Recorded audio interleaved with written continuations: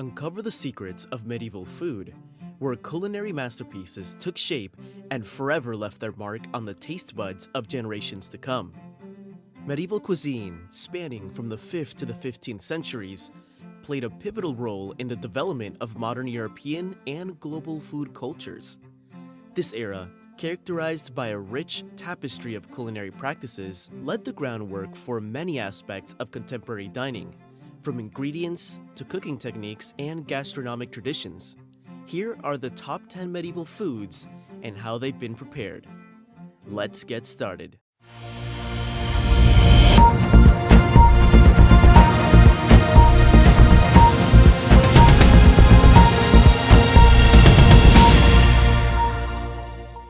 Number 1.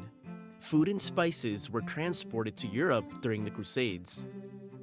Along with loot, the Crusaders brought new diets from the non-believers they had met throughout their heroic mission in the Holy Lands. Dates and figs were among them. The priests had learned about them from the Bible. They also discovered lemons, oranges, olives, and other Mediterranean native foods, which were mostly unknown in Northern Europe. Pepper began to gain prominence as a seasoning that significantly elevated the flavor of foods previously seasoned solely with locally sourced herbs and salt. The wealthy, being the only ones able to purchase them, mostly enjoyed the unique meals that the Crusaders brought back from their foreign travels. The remainder subsisted mostly on what we would term eating local in more modern times. It was the only viable way to get food because of the limited preservation methods, which included drying, salting, smoking, and pickling, as well as the poor roads and transportation. Typically, people delivered the animals to slaughterhouses and poultry houses either on foot or, in the case of hens, in cages, pulled by horses or goats. They were unable to go very far due to the nature of their journey. Number 2. During the Middle Ages, farm-raised fish first evolved. Throughout the Middle Ages, castle dwellers and those with landed estates would frequently leave fish in local streams and lakes for the benefit of their tenants and vagrants. They would build ponds and fish on their estates, perhaps using species that were not native to the area. Although they were precursors to the modern fish farms that sprung up in the industrial food sector in the 1900s, they were nevertheless an innovation in the same vein. This meant that they could always have fresh fish for their meals, and they could even sell or barter dried or salted fish to the peasants. Also, people would consume eel either fresh, pickled, or dried, just like they do now if they liked it. The European seas were teeming with eel, to the point that fishing nets, meant for other fish, frequently became entangled with the critters. People started to think of eel as something for the common folk because it was so ubiquitous. Many countries, including England, considered eel a staple diet for city dwellers up until the 20th century. They even caught eels in the Thames River in London's central business district. They enjoyed widespread acclaim in the provinces of Germany, France, and the Scandinavian nations. Number 3. During the Middle Ages, sauces were all the rage. During the Middle Ages, people used to make sauces from milk, wine, butter, or even just the cooking liquids left over after first cooking food. Because bread was a major source of calories, you couldn't spend flour making sauces and gravies unless you were dining on filth. Moreover, it was not until much later in history that a wide variety of spices became available to season them.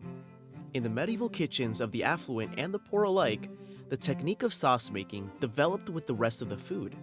Most modern people would never guess that the first sauces were anything other than gritty. Oatmeal porridge was one such dish. It came in different thicknesses, the thinnest of which was gruel. For a sauce, people ate it on its own or tossed it with veggies and bread. Fermented gruel was the first beer ever recorded, but by the Middle Ages, beer had progressed to a more complex and polished state. They cooked most dishes, including sauces, over an open fire. This made cooking complicated mixes a challenge due to the lack of reliable temperature control and the difficulty of handling large pots and pans over the fire. Number 4. Techniques and recipes in the kitchen were shaped by the prevailing medical ideas of medieval times. Medieval medicine was based on the premise that a person's health depended on a harmonious balance of four humors within the body. Everything about nature and the foods it produced remained the same. Cooks in the Middle Ages had to keep everything in its proper place while making food, at least for the well-off or educated. For instance, people thought of fish as chilly and moist. Soaked, dried, and cooked to perfection, it calls for the right seasonings. Contrarily, people perceived pork as hot and damp due to the animal's character. While roasting, it cooked evenly and brought out its natural sweetness. Since it came from a dry animal, British cooks believed that boiling was the best way to prepare beef. Similar to the modern-day pot roast, the Germans thought that boiling beef was the best way to prepare it, since what people ingested affected the humor within their bodies, which in turn affected their health. The usage of herbs and spices for flavoring also took this into account. Number 5. Oats were just one of many items used to make porridge. The medieval cook was skilled at using the above grains, millet, and buckwheat to make porridges of various thicknesses for breakfast, snacks, or medicine. They became thin gruel for the second function and carried herbs and other medications prescribed by doctors or used in folk medicine. Ground acorns, walnuts, chestnuts, and almonds can be added to porridge, breads, and sauces. Richer people offered thick wheat porridges with dinner, frequently cooked with boiled beef stock or wine. People ate pudding-like porridges made by boiling grains, milk, honey, and thickener for dessert. Another essential ingredient was almond milk, a product of soaking almonds. Some contained fresh and dried local fruits. Depending on the meal's function and time of day, one can flavor porridges with grasses, legumes, vegetables, fish, or chicken. The frequent use of dried peas prompted a popular nursery rhyme: peas porridge hot. Number 6. People without access to meat would consume milk for its protein content.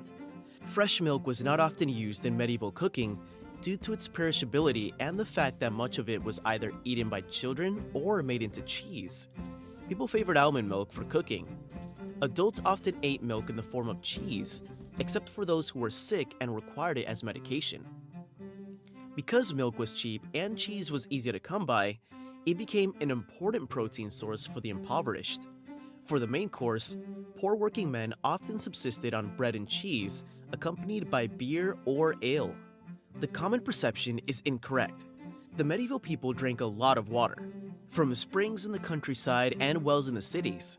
The famous cheeses of today were also famous in the Middle Ages, both hard and soft. However, most cheeses were created locally. France gave birth to Brie, the Low Countries to Edam, and England to Stilton-like cheese. In the same way that monks preserved beer and medicine, they also began making cheese from cow and goat milk. Ricotta, a soft cheese made from milk whey, and other similar products became popular throughout the Mediterranean area. The kitchen also utilized cheese, melting it over toast, blending it with almond milk, beer, or wine, and adding flavors to recipes. Number 7. During the Middle Ages, flavorings used in food got more sophisticated. Herbs of numerous kinds flourished in Europe's monasteries, where they served dual purposes as culinary seasonings and medicinal remedies. Traditional herbalism relied on the four humors to keep meals nutritious, facilitate digestion, and keep the body in harmony. Spices, on the other hand, were a luxury item, so only the well-to-do could afford them. They were used by the affluent to show off their wealth while also adding flavor to their food. The majority of spices originated in Asia or Africa, although many other spices were known to medieval cooks. Black pepper and cinnamon were the most sought after. With spices, it is possible to change the color of food. Color was believed to influence both the food and the consumer's behavior. Because of its scarcity, high price, and exclusive use by the wealthy, saffron was perhaps the most exclusive spice. The common people used honey, also used medicinally in wine, to sweeten their food and drinks, while the well-to-do had access to sugar. If lemons weren't easily accessible, people in the north would sometimes gather unripe fruits and squeeze their juice to make sour or tart flavorings instead of vinegar. Almonds, particularly almond milk, were a prevalent component in the medieval dishes that have survived to the present day. Number 8. The use of table forks in Europe began in 11th century Italy. It took centuries for personal table forks to make it to Europe from the Eastern Roman Empire and Persia. The primary motivation for doing so was to make it easier to serve oneself pasta. They were well known in the Iberian Peninsula by the mid-15th century and widespread among the aristocracy of the Italian republics by the early 14th century. The dinner party requested guests to bring their cutlery. The host deemed both items too personal to provide. A spoon made specifically for individual usage also started to appear around the same time in certain nations. In their absence, people cut most table fare with a personal knife or passed it to their mouths with their fingers or pieces of bread. While the Anglo-Saxon countries were quick to embrace forks, the rest of Europe, including France, was slow to follow suit. Some prominent churchgoers and theologians fought against their usage because they thought they were pointless. In the late Middle Ages, much of Europe embraced the use of personal spoons and knives as acceptable tools for transferring food to the mouth. However, it wasn't until the 1700s that forks made their way into English tables and into the hands of English diners. Before that period, the English and Germanic regions preferred transporting goods using the trencher, which is essentially a bread plate, along with utensils such as knife and spoon. Number 9. The custom of desserts at the end of a meal began in the medieval period. Dessert became common among wealthy medieval people in a nod to the necessity to balance humor and sustain health. It contained meals believed to shut down the digestive organs, allowing them to work uninterrupted. Cheese and various fruits were considered appropriate. Early versions were sweetened with honey. Over time, preserves began to replace fresh fruits. Early ice cream was made from snow and preserved in the winter. Marzipan, a delicacy prepared with honey or sugar and dried powdered almonds, arrived in France and Italy in the mid-14th century, likely brought back by the Turks. Desserts evolved in the 14th century, with pastries and waffles appearing on tables. When wealthy people wished to dazzle guests with dessert, they employed sugar, which was rare and medicinal. Medieval times served sweetened custards, candied fruits and nuts, and fruit tarts with mulled wine to calm the stomach. Number 10. Cookbooks began to appear during the medieval period. The existence of food preparation cookbooks suggests that literacy was widespread, at least among the wealthy. The writings warn against adding spices to hide the smell and appearance of ruined meats and other meals. Many culinary guides describe what to look for when evaluating meat to prevent using spoiled meat. Spices were expensive, limited to the wealthy, and vital to their social status. If they served rotten food and concealed it with spices, their reputation would have suffered. The few cookbooks were more recipe collections than method descriptions. They were often imprecise about ingredient proportions, temperatures, and cooking periods. Apprentice cooks and servants were the target audience. At least some medieval cookbooks provide recipes for common ailments, like headaches, toothaches, and indigestion in meals that prevent them. Thank you for joining us on this journey through the fascinating world of medieval food and its lasting impact on our modern society.